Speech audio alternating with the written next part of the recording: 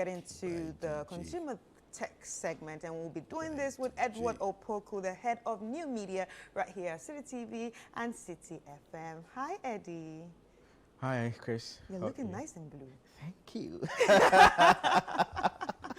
Eddie, are you a bachelor? No, I'm very much married, yes. Okay. But yeah. Yeah, because today is all about bachelors and what makes your life easier. So what are some of the ultimate tech, that we actually need for bachelors, or bachelors actually need? Because I'm sure there are some bachelors watching us and they're wondering, okay, I'm going to be living alone very soon, or I'm already living alone. Yeah. What are some of the things to make my life way easier? Okay, so let me turn it right back at you. I'm sure you visited a few bachelor's pads, bachelor apartments. Okay, so if let's say a bachelor invites you home, He invites me home. No, I don't go out like that. Okay, just for any reason, if you have to go, what are your expectations? What do you want to see? A comfortable. Well, I like comfort. So it has to be comfortable. Yes, it has to be what are the things that make you comfortable? What are the things that make me comfortable? A cool environment, entertainment, great entertainment, and things that make my life a bit simpler. Very good. So all these are factors that play a very important role in the life of a bachelor. Let's say if you're a bachelor, okay, and you are moving into your own space for the very first time, you are looking at a place where you'll be proud of. Exactly. You are looking at a space where you can entertain. You are looking at a place where, preparing your meals, living in itself is very, very simple for you.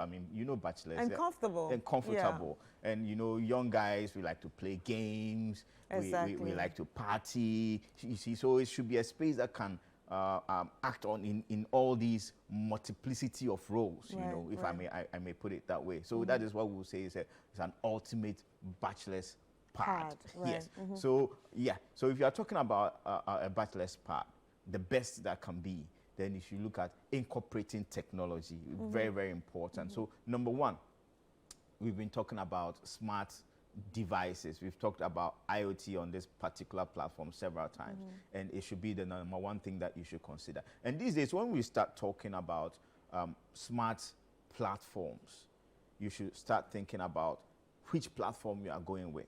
Okay, and these are the big ones. We are talking about the Amazon platform, which gives you Alexa. Yeah. Okay, we are talking about the Apple platform, which gives you Siri.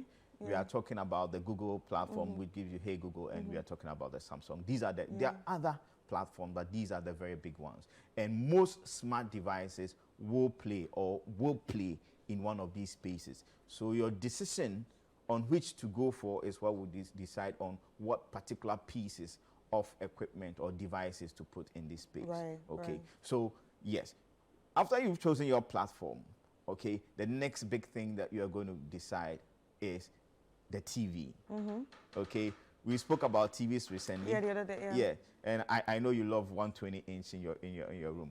Okay, but we decided that it's not or about we determined that it is not so much as to how big the screen is, but the kind of space that you and the have. dimensions. Good, right? So you need a TV that fits that space, but that TV should be smart. If you are that smart bachelor, it should be a smart TV. So you are going for something that is already smart, or you can make it smart by installing one of these smart devices, such as maybe a Fire Stick, for example, or an Apple TV device. You have one of those things, it will straight away convert your dumb TV into a smart TV, and it will bring your bachelor's pad up to the very current times. Yes. Then you can talk about sound. Yes. Sound is very important to me. Young people, we like our sound. Yeah, I love my sound. Yes, and especially when you are, treating somebody to a movie session, and you have that surround sound, and you can get that by installing what we call a home theater system. Yes. So the whole idea of the home theater, okay, is spread around the number of speakers. Not necessarily, back in the days, you'd be a better now speakers need your But this is, we have very tiny ones, we have speakers very loud that are spread around. Yeah. But there is a central control system that monitors and controls the sound, which frequencies are shot from which particular speakers to give you a surround, you know, experience. And when you go to the cinema these days, that is the experience you have. So you want to replicate that in your bachelor's pad. So you have a very, very good, not necessarily expensive, a very, very good home theater system that ties into your TV to deliver that experience, that, you know, enveloping experience that will make you feel cozy, make you feel cool whilst you enjoy the movies. Yeah, but you just said something now. You said not necessarily expensive. Yes. But how affordable are they? Because obviously, as it sounds very, you know, wow. Yeah. Like, I'm sure somebody's like, wow, this is what I want. But how affordable and accessible are they? Definitely, you're going to, your pocket is going to cry, you know. But the extent to which your pocket will cry depends on how much research you put into it. And you know, all these things, when you go down, put in the work, you know, you will get options that will deliver a very, very premium quality experience at an affordable price. So it's all about your yes. And these days there are so many. Then one of the things too that we can talk about when you talk about these home theater speakers and smart systems is your phone is at the center of it. Yes. So whatever system you are going for, you should be able to control it with your system. Yes. And these days we have speakers. This is what I was even going to ask you. So yes, I might have an Android TV, but I'm an iOS user. How does that work? Well, it works. I mean, if you have an Android TV, that doesn't because on your iOS device you have your Google.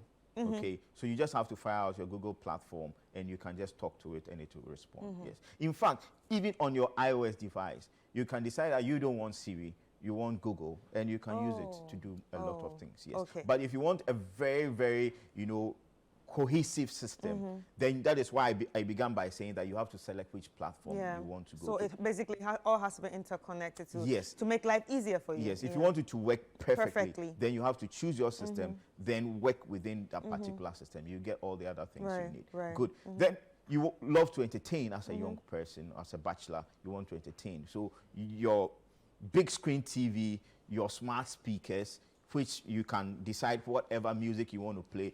And these days, the speaker system is such that you have those in your hall, you have some in your bedroom, you have some in your bathroom, for example.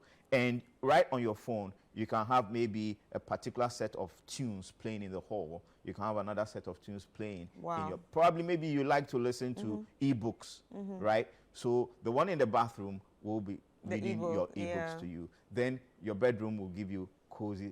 And you can tie it with the smart light switches that we spoke about in the previous episode, and you can use it to control your light. So once you are in your room, some cool music start playing, the light will dim, you know, creating the mood for other activities. Very, very, very important. So you talked about, you know, interconnecting your devices, you talked about the smart platforms, and now you're talking about light.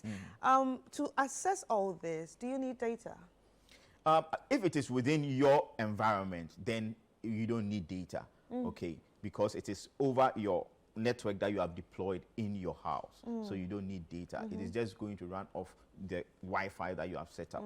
But once it's going to go across, for example, if you are in other places where you have things like heaters to deal with, okay, you want to bring friends home. You don't want them to come to your home and come and meet a very, very chilly place, okay? So you can be at work and you can just give the instructions on your phone, and the smart thermostat in your home will just turn on and start heating the place. So by the time you guys get home, the place is... In fact, if you tie it into your smart door locks, I can give you access to my house, even without me being present in the country. So, I'm in town, I don't want to go to a hotel. Can I perch at your place? Oh, certainly. And I'll be at the other side of the world and just go on my phone, connect to the internet, and just create a smart code, send it to you, and you can just enter into the smart lock. Or use NFC, just touch your phone on the lock, and it opens and gives you access. And whilst you are there within that time, it is going to work. Once you vacate, it expires. Okay, You know. okay, all right. So we are just seeing a smart lock Yeah, on so this that's a smart on lock. the screen So this right particular now. one can take fingerprint, it can take codes, and it can use the NFC. So you just, you know, Yeah. tap your phone on it, and pum, it's done. Okay. I don't know if you have watched this ad. There's this funny ad that was all over the internet some months ago about, you know, everything being smart. So, and like it shows different people and different devices that they use. Some were using the smart lock, some were using the smart TVs and all that. So what happened in the ad was there was a glitch. And everything just went off. The person couldn't have access to his house. Yeah, and the person couldn't have access to his TV. Good. So now, with the smart lock, is there possibility of, you know, All glitches? all these what will devices, happen if it locks me out of my house? You will not be locked in. Yes, I'm sure somewhere in that lock you will find a place where you can put a physical lock and unlock it. Yes. So when engineers and software people are designing these things, they always have what we call redundancies in mind. So often, apart from the smart features, there are other dumb features that you can use to access all these devices. So you will not be locked out of your device. So we've talked about entertainment and we've talked about a little bit of comfort. Yes. So now let's get into the kitchen. Yes. Yeah. Yeah. So in the kitchen, for example, you can have a smart fridge. So when you have a smart fridge, you can access it over the internet. So if you are going from work to a grocery shop before you get to the house, you can just go on the app and you can see inside your fridge and see the kind of things you have in the fridge so that you know what to shop for. That is one. Then number two, Sorry, also. how does that work? Are there cameras in the fridges? Yes, of course. These days there are cameras everywhere. You have cameras in the fridge, you have cameras in the dishwasher, you have cameras in your oven. So I don't have to attend to the oven every now and then whilst we are spending time. Actually watch it from your so phone. I can check on the chicken in the oven right on my phone. So when it's ready, I go get it. I don't have to go, a cosine, no. You know. Okay, now yes. This shocked me. Yeah, we are in the current times, and IoT, or what we call Internet of Things, is the main thing, and that is it. And I experienced this one time when I traveled to the Samsung Experience Center. You know, they had built something like that at King's Cross, you know, and over there, every one of their devices is deployed in the room, right from entering the place, the lights, the fridge, the microwave, everything is linked, and you can access it on their tablets, the smart watches, and everything. It's a wonderful experience. Wow. You know? And talking about this, bachelors don't like to clean, okay? And one of the big things is, you know, you want to mop around, you want to sweep around. So we have robot vacuums. Okay, so your robot vacuum cleaner, when you buy it, it goes around and maps your whole environment. Okay, so depending on the schedules that you have set in the app that controls it, also from your phone, at the particular times, it comes out from its charging dock and it just goes around your room, cleaning around, you know, dusting around. And in some instances, and depending on the model, it can actually mop. Okay, then it goes back to its dock, and all the water, the dirty water and everything that is picked up can be sucked out and stored so that later on you can just go and just... Wow, this sounds very interesting and intriguing. So, but, and also it sounds like something that you would probably watch the movie and already being used in the West. Do we have some of these here? Of course. Like maybe the rubber, the cleaners? I mean, now with our level of technology, a lot of times you tend to think that Ghana is behind. No, we are not at all. In fact, I've been able to go around a bit, and I can tell you that Ghana, we are very, very far ahead. And talking about smart devices, they have them in the shops. You have smart Alexa devices, Apple smart devices. They are all over the shop.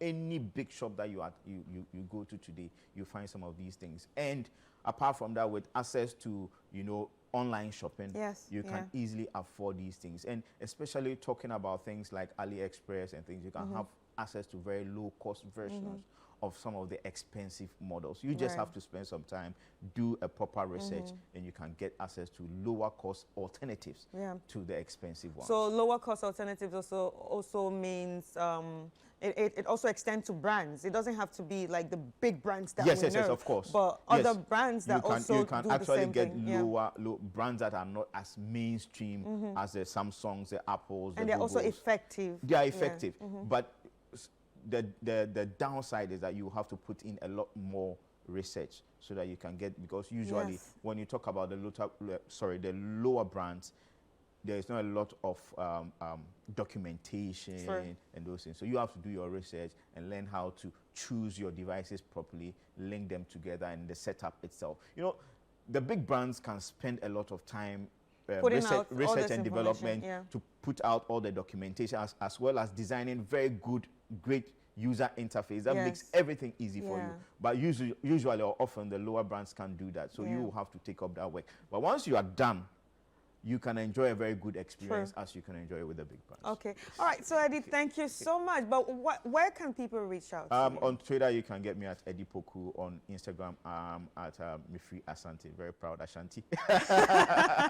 And all the other platforms, Eduardo Poku. Okay. Thank you so much. It's always a pleasure having you here. And guys, you've heard it. So those are some of the tech for an ultimate bachelor's pad. And yeah, I'm excited about it. I'm also going to look for some of the things because you have to school him. No, not even my brother. Me, I'm a very lazy person. So maybe I need those cleaning machines.